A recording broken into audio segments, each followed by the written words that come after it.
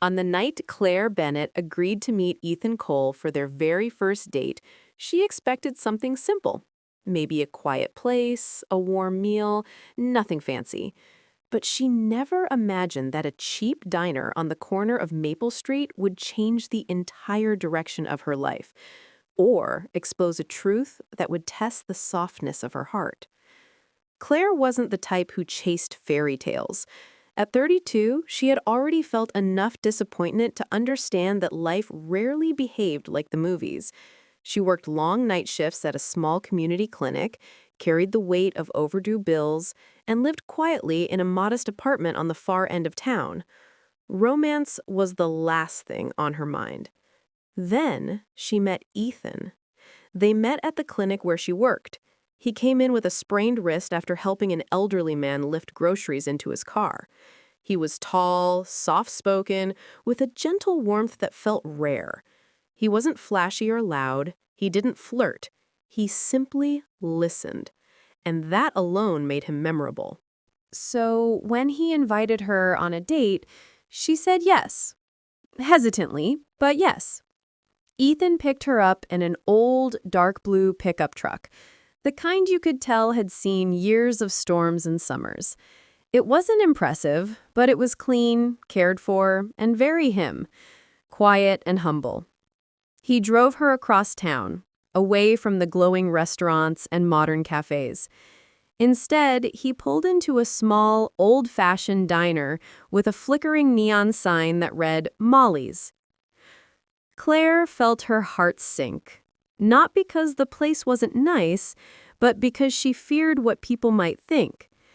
This is going to be one of those stories, she thought. A man invites you on a date and gives you the bare minimum. But when she looked at Ethan, he wasn't embarrassed or nervous. He was smiling, softly, thoughtfully. Inside, the diner was warm and bright. Booths in soft red vinyl, the smell of fresh coffee, old country music humming from a speaker. The walls were decorated with photographs of families who had eaten there for decades. "Why this place?" Claire asked gently. Ethan hesitated, then shrugged. "It's special to me. I hoped it could be special for us, too." There was sincerity in his eyes, something she couldn't ignore. They ordered simple meals, grilled cheese, tomato soup, and apple pie. Nothing expensive, nothing luxurious. But the more they talked, the more she realized how comfortable she felt. Ethan had a way of making silence feel gentle, not awkward. He asked about her dreams. He listened to her struggles. He shared how he spent his weekends volunteering at a local shelter. It was simple, but beautiful. Halfway through the meal, the diner door opened and a teenage girl walked in, carrying a tray of cupcakes in a plastic container. Her face was tired, her shoes worn. She walked from table to table, offering the cupcakes for sale. "Fundraiser?" Claire asked. The girl nodded. "Trying to help my little brother. He needs surgery." Ethan didn't hesitate.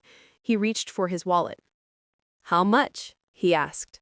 $3 each," she replied. Ethan handed her a 20. "I'll take one, and keep the change." The girl's eyes widened. "Sir, are you sure?"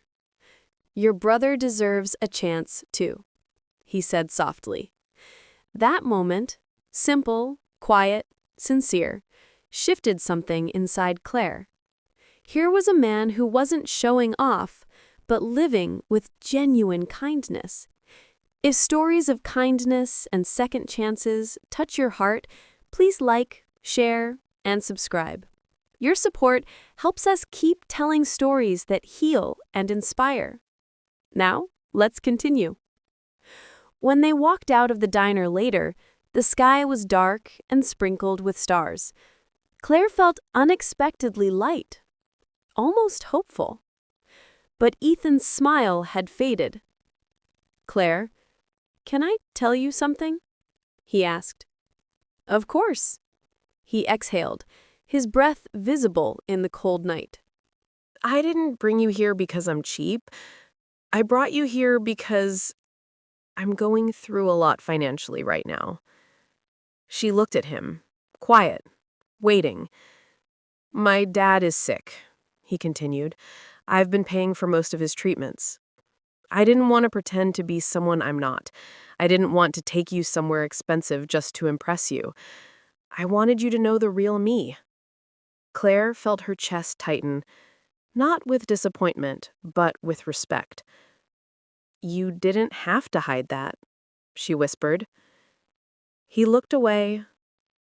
I just didn't want you to think I wasn't enough. She smiled, softly, warmly. Ethan, I didn't say yes to a restaurant. I said yes to you. His eyes lifted, hopeful and surprised. And for what it's worth, this is the best date I've had in a very, very long time. A visible breath of relief escaped him. Something unspoken passed between them. Something soft, earnest, and new. Just as they were about to leave, the waitress from the diner hurried outside. "Ethan, you forgot this," she called out, handing him a small brown envelope. He laughed. "Oh, thank you, Molly." The waitress turned to Claire with a warm smile. "You got yourself a good man there. Every Friday night, he comes here and pays for meals for the elderly folks who can't afford dinner." Claire froze. "You do what?" she asked, stunned. Ethan rubbed the back of his neck, embarrassed. "It's nothing. Just something small I can do." Molly shook her head. "Small? Honey, last Christmas, he paid for meals for 29 people." Claire's eyes filled with tears. This man, this quiet, humble man, was not cheap. He wasn't insecure. He wasn't trying to impress her. He was simply good. And kindness like his was rare. They sat back in the truck, the windows fogging slightly. "Why didn't you tell me any of that?" Claire asked softly. "Because kindness shouldn't be a performance," Ethan said. "It should stay between you and the people you help." She reached for his hand. "Ethan, you're more than enough." He swallowed hard, emotion shaking his voice. "And you're the first person I've ever felt safe enough to tell all this to." Claire smiled with a warmth she hadn't felt in years. A cheap diner didn't cheapen the night. It became the place where something real began, something built on truth, kindness, and the courage to be vulnerable. And that was worth more than any luxury restaurant ever could be.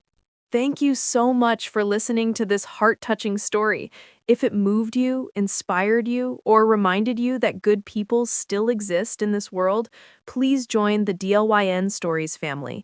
Your support keeps these emotional stories alive, and we're so grateful to have you here. See you in the next one. Bye for now.